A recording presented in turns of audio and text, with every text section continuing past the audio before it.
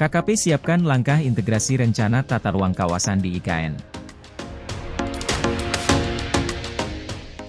Kementerian Kelautan dan Perikanan, KKP, menyiapkan langkah-langkah integrasi rencana tata ruang darat dan laut di kawasan strategis nasional, KSN, Ibu Kota Nusantara, IKN.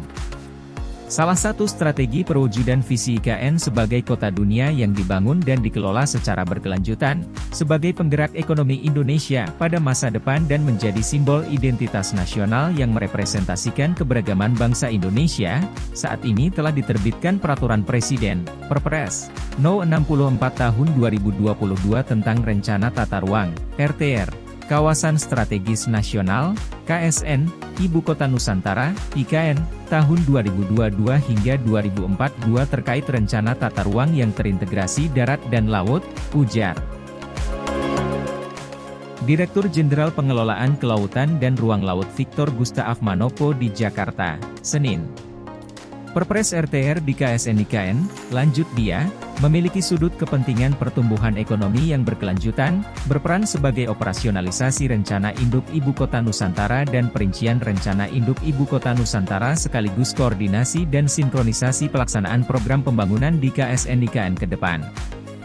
Victor juga menuturkan, potensi sumber daya perikanan dan kelautan Ibu Kota Nusantara meliputi wilayah daratan seluas 252.660 hektar dan wilayah perairan laut seluas 69.769 ha yang berada di perairan laut Kabupaten Kutai Kartanegara.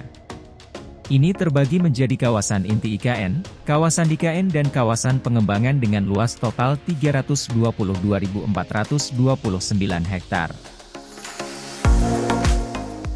Sementara itu, PLT Direktur Perencanaan Ruang Laut KKP, Suharyanto menjelaskan bahwa sebagai salah satu dokumen perencanaan di dalam kawasan IKN, pelaksanaan RTR KSN IKN menerapkan prinsip pembangunan secara komprehensif, holistik, dan terpadu, dengan memperhatikan satu kesatuan wilayah perencanaan darat dan laut menyeluruh sesuai dalam Peraturan Pemerintah, PP, Nomor 27 Tahun 2023. Suharyanto melanjutkan untuk mendukung program terobosan KKP, isu-isu utama dalam RTR KSN IKN adalah rencana pembangunan pelabuhan perikanan dan sentra kegiatan.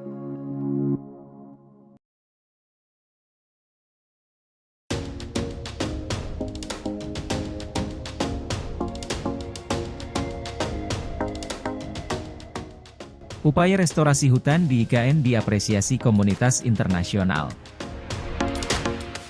Kepala Otorita Ibu Kota Nusantara, OIKN, Bambang Susantono menyebutkan upaya restorasi hutan yang tengah dilakukan oleh Indonesia di wilayah Ibu Kota Nusantara mendapatkan apresiasi dari komunitas internasional. Memang 65% dari luasan IKN Nusantara ini akan berupa hutan. Jadi hutan-hutan produksi sekarang yang monokultur akan kita hutankan kembali menjadi hutan tropis dan ini penting dan diapresiasi oleh banyak komunitas internasional bahwa Indonesia akan mencoba mengreverse yang semula deforestasi menjadi reforestasi, ujar Kepala OIKN Bambang usai peluncuran peta jalan nol emisi Nusantara RLDC di COP 28 Dubai, Uni Emirat Arab, Minggu. Reforestasi sendiri menjadi salah satu fokus yang dilakukan oleh OIKN sebagai bagian dari upaya kawasan itu berkontribusi dalam target pengurangan emisi gas rumah kaca nasional. Langkah-langkah itu sudah tertuang dalam Nusantara Regionally and Locally Determined Contribution, RLDC. Secara khusus di sektor kehutanan akan dilakukan langkah menghindari atau menekan deforestasi dengan melindungi 59.000 hektar hutan asli dan mangrove yang masih tersisa. Meningkatkan stok karbon dengan pemulihan lebih dari 83.000 hak hutan industri, lahan gundul dan lokasi penambangan batu bara. Untuk itu, pemerintah telah menyiapkan persemaian Mentawir berada Kabupaten Penajam Pasar Utara, Kalimantan Timur, yang bisa menghasilkan 15-20 juta pohon per tahun untuk mendukung upaya penghijauan kembali dan mengembalikan biodiversitas hutan di kawasan ibu kota baru Indonesia itu. Itu semua akan dimasukkan dalam program-program reforestasi kita dan ini dilakukan segera dan bahkan, insya Allah, dalam waktu dekat nanti Bapak Presiden akan memimpin gerakan-gerakan yang sifatnya hijau di IKN Nusantara di dalam groundbreaking ke depan, ujarnya. Sementara itu, Direktur Jenderal Departemen Asia Tenggara Ban Pembangunan Asia, ADB, Winfried Wicklane mengatakan, pihaknya senang dapat mendukung OIKN dalam mencapai target pengurangan emisi di tingkat regional.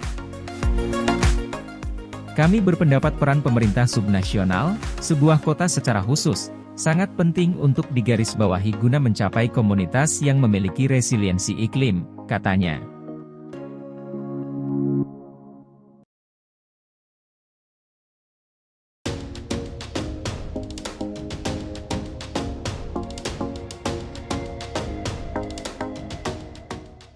Otorita IKN siapkan pembangunan museum kelas dunia. Otorita Ibu Kota Nusantara, OIKN, menyiapkan museum berkelas dunia di daerah itu sehingga akan menjadi salah satu ikon baru bagi bangsa Indonesia. Jadi, kita ingin nantinya akan ada di Nusantara itu kelas dunia. Salah satunya museum. Jenisnya nanti kita coba rumuskan kembali. Tentu, kita akan meminta pendapat para ahli seni dan budaya, sekolah seni dan budaya seperti IKJ, ISI dan lain-lain serta para penggiat, para ahli, kata Kepala Badan OIKN Bambang Susantono usai mengunjungi salah satu museum di Abu Dhabi, Uni Emirat Arab, Jumat 2 Desember waktu setempat. Bambang mengatakan demi mewujudkan keberadaan museum berkelas dunia di Nusantara, pihaknya sudah berkomunikasi dengan budayawan, para penggiat seni dan bahkan melakukan studi ke beberapa negara dengan museum-museum yang dikenal dunia. Semua itu dilakukan untuk membantu mendefinisikan museum berkelas dunia yang dapat merefleksikan dari keberagaman bangsa Indonesia dalam suatu museum yang akan dibangun di IKN ke depan. Kita melakukan beberapa perbandingan di Eropa, di beberapa tempat dan juga nanti kita akan konsultasikan dengan yayasan museum di Indonesia sehingga nanti kita akan mendapatkan yang terbaik, jelasnya dalam kunjungan di sela-sela perhelatan CUP 28 di Dubai, UEA. Pembangunan IKN, yang tengah dibangun di Pulau Kalimantan, merupakan satu-satu proyek prioritas strategis yang tercantum dalam Rencana Pembangunan Jangka Menengah Nasional, RPJMN, 2020 hingga 2024. Pembangunan dari Ibu Kota Baru Indonesia itu dilaksanakan dalam periode 2022 hingga 2045. Pemerintah Indonesia sendiri menargetkan IKN akan dibangun dengan didanai sebanyak 80% dari investasi dan 20% dari anggaran pendapatan dan belanja negara, APBN. Untuk tahun ini, realisasi belanja IKN telah mencapai Rp13 triliun per Oktober 2023 dari total alokasi Rp29,3 triliun pada APBN 2023. Pagu belanja Rp29,3 triliun itu sendiri meliputi belanja infrastruktur Rp26,3 triliun dan belanja non-infrastruktur Rp3 triliun.